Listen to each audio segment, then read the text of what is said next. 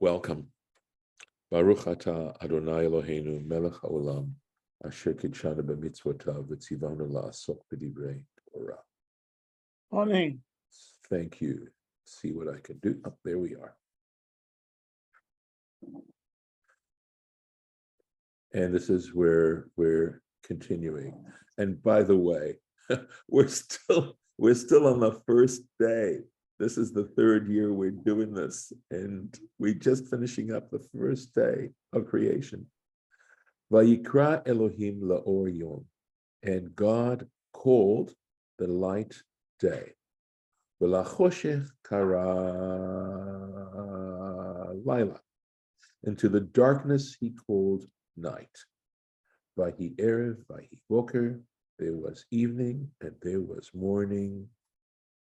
Yom echad, one day. And I don't know if anything jumps out at you on that. That seems unusual about that sentence, but Rashi is going to pick it out for us. So, right, let's go on. So our Rashi actually starts on this page here. He goes right into it. Yom Echad, one day. Lefi Seder Lashon HaParsha, according to the order of the language of this paragraph, this Parsha.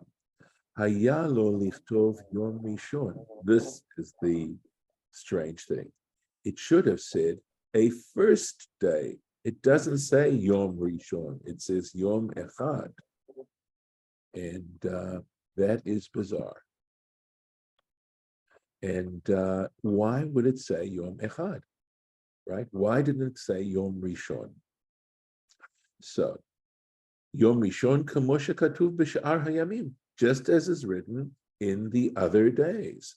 Sheni, right? In other words, Yom Echad is a cardinal number. Sheni, second, Shlishi, third, Revi'i, fourth, etc. Those are ordinal numbers. Lama katav echad. So why did the Torah write one? Lefi she'aya hakadosh baruch hu yachid be'olamo. Because at that moment, the Holy One, blessed be He, was the sole one in His world. He was unique, singular in His world. Shelo nivra'u hamalachim, because the angels were not created ad Yom Sheni, until the second day. Kach mefurash beVereshit Rabbah. This is how it's explained in Bereshit Rabbah. Bereshit Rabbah is a midrash. It is actually extant. Little ad plug. We are studying it on Wednesday evenings.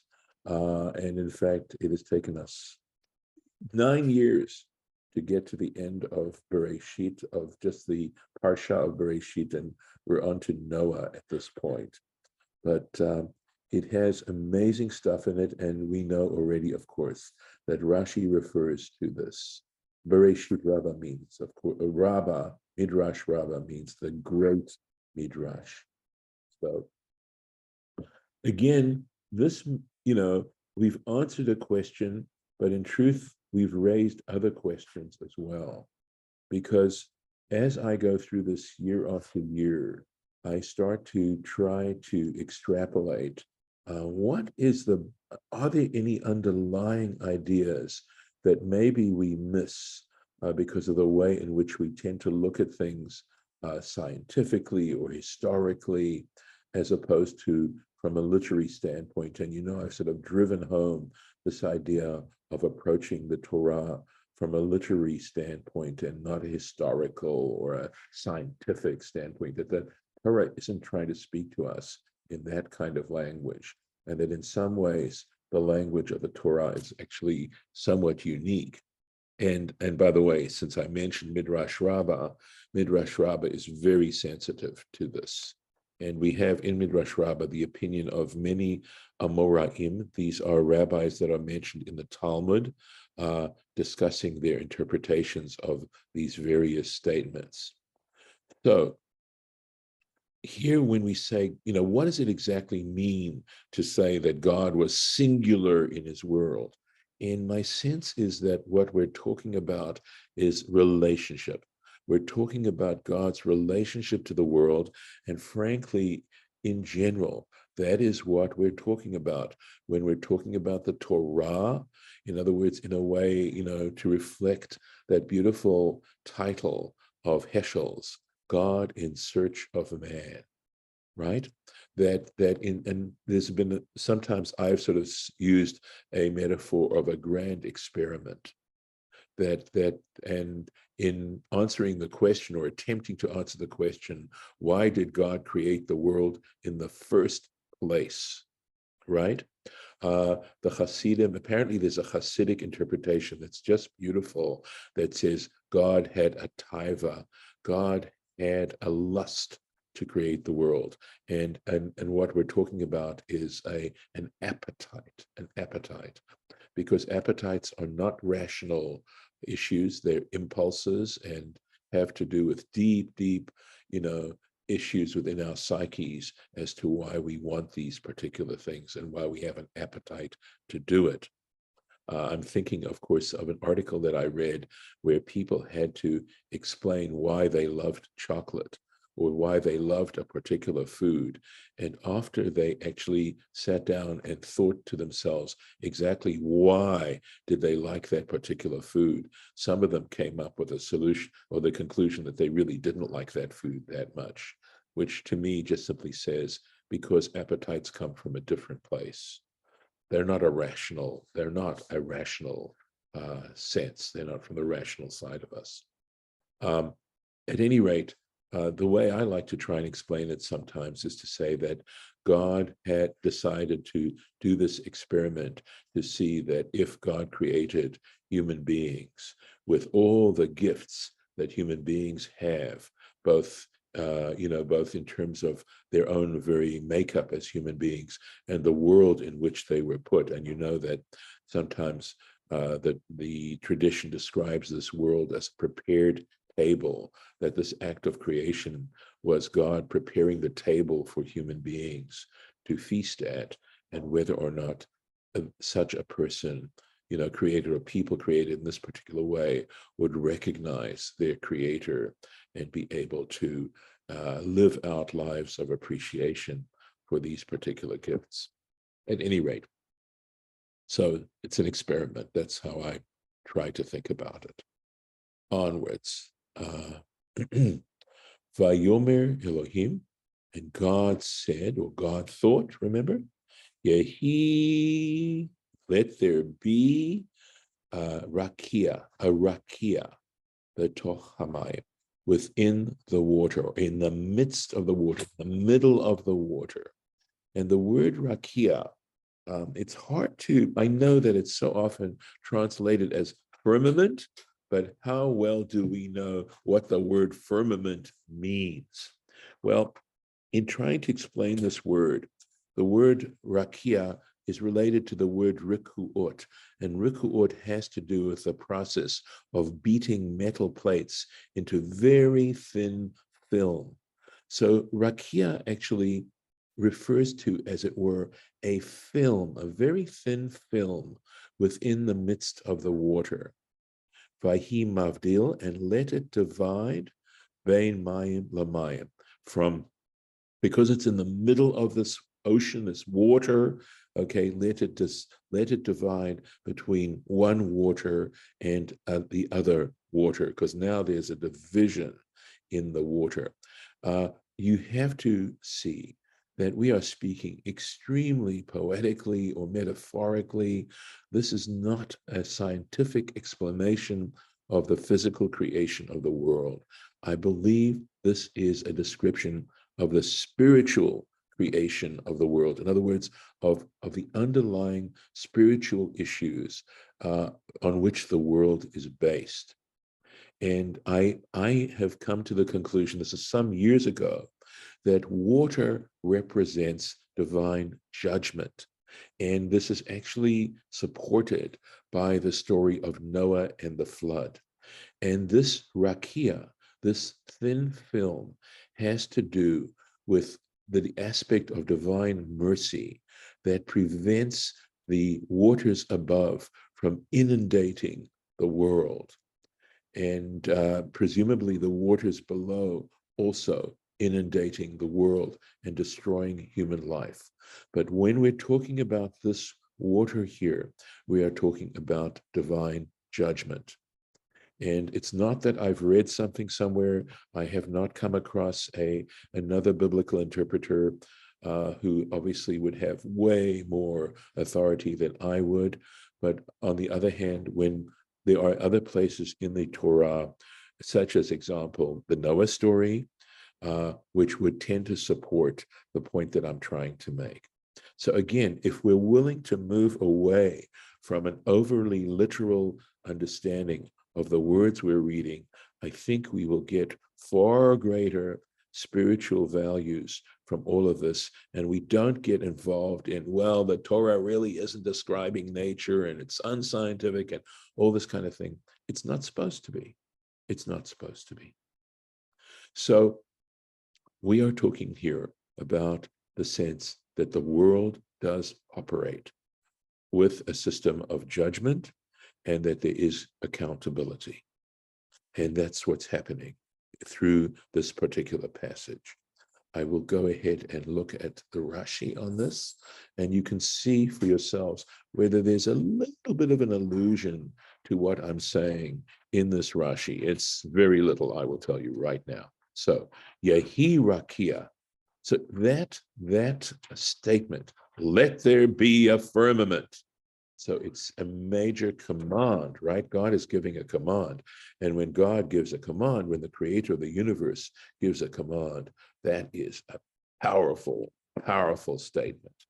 So, Yechezak Harakia, let this film be strengthened, She'af alpi, because despite the fact Shenivreu shamayim bayom rishon, that the heavens were created on the first day, Adaim lachim, this is supposed to be a lamed, lachim hayu, they were still very moist. They were very moist. V'yikreshu, and they congealed basheni, on the second day, miga'arat HaKadosh Baruch Hu, from the ga'ara is like to yell at someone, right? From this stern, command. But lega'er means basically to correct someone but to do it in a very harsh kind of way. So God sort of yelled at the waters, again, speaking poetically, right? But overall, when he said, Yehi Rakia, so Rashi's understanding this Yehi Rakia to be not simply, oh yeah, let there be water, or let there be a firmament, excuse me. V'zeh she'amar, and this is mentioned. I'm not sure if this is Job. You may have, there's no reference here, but it could be. I'm not sure where this reference is, and perhaps one of you has the reference in an English translation that you have, or the text you have. And this is referred to when it says, Amudei Shamayim Yerofafu, the pillars of heaven trembled, Kol Yom Rishon. This would have been all the first day. So this is the quotation, Amudei Shamayim Yerofafu, that happened Kol Yom Rishon, the entire first day. And again, if we allow our imaginations to play with us a little bit and sort of seeing the tentative way in which the world came into existence, right? Uvasheni, and on the second day, Yitmahu, they were astounded. Okay, Migarato, from his stern command, Ka'adam, very similar to Shemishtomim ve'omed, that Ka'adam Shemishtomim ve'omed, like a person who remains confounded. In other words, he's shocked into the situation he's in, right? Miga'arat hama'ayem alav, from the yelling, right, of the one that is driving fear into him, from the one who whom he fears, but Ma'ayem is the one who causes him to fear. So again, stand back for a minute and ask yourself, what is this trying to tell us, right?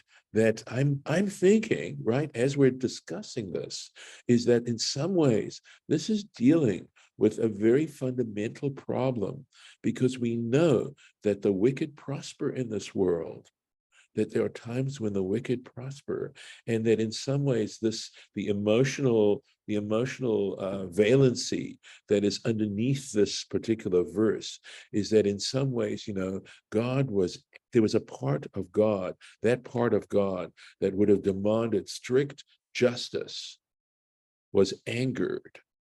That there's some level of anger here in the need to do this. And that because we know, or perhaps we haven't discussed it yet, but the truth is that if this world operated according to the demands of absolute strict justice, it would mean that the moment someone sinned, when the moment someone acted perversely or wickedly, they would be punished immediately.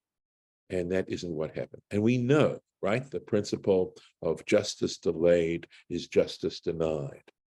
So, but God realized that given the fact that the world had to be created with human beings being able to make freely the decision of whether or not they wanted to love God was crucial to the very creation of the world, that there'd be no point at all to the creation of the world if people didn't have that choice.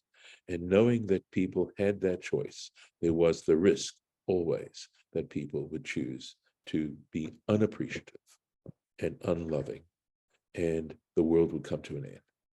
So God had to build in this system of mercy, okay, so that people would not be punished, despite the fact that they might deserve it, immediately, that people would be given time in which to do tshuva, because repentance is such, in other words, the ability to learn from our mistakes, to try to correct them, is such a fundamental element of human existence and making life worthwhile. And so I see some of this particular dynamic going on with what we're talking about here. Betoch hamayim, in the midst of the water. So this toch means be'emtza hamayim, in the very middle of the waters.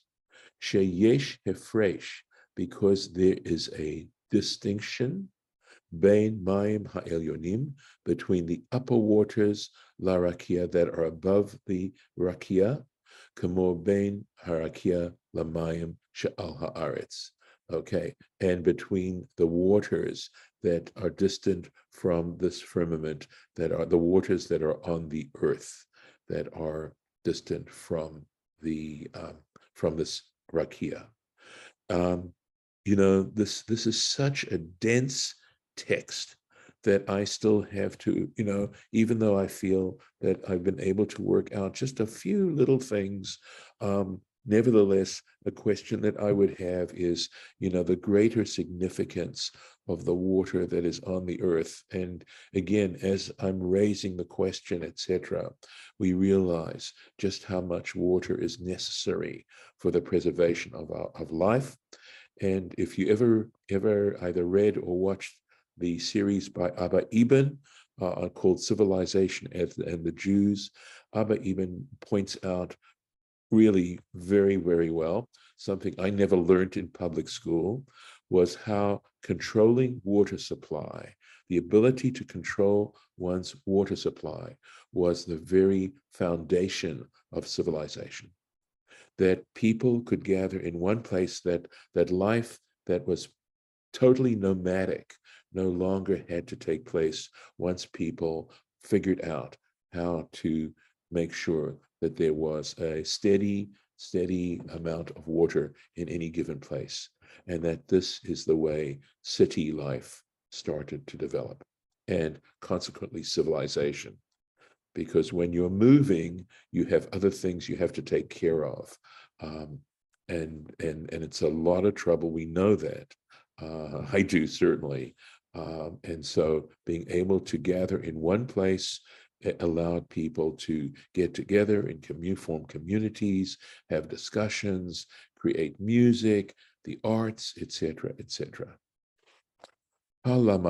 So consequently, you can infer, you can learn, shehem tluyim, that these waters above were suspended b'ma'amaro shel melech, by the command of a king, by divine command.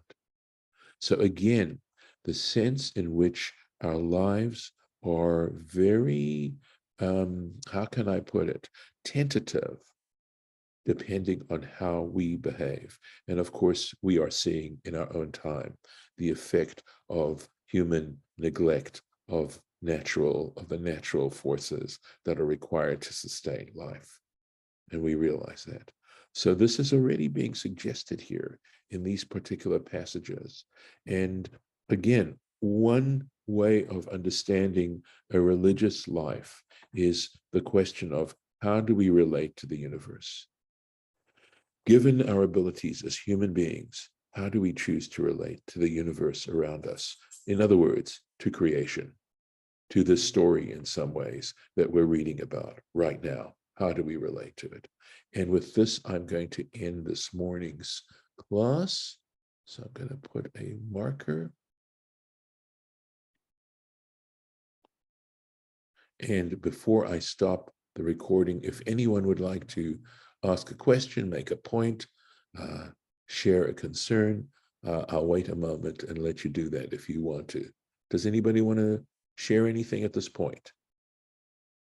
Okay, so I'll stop the share and I'll stop the recording.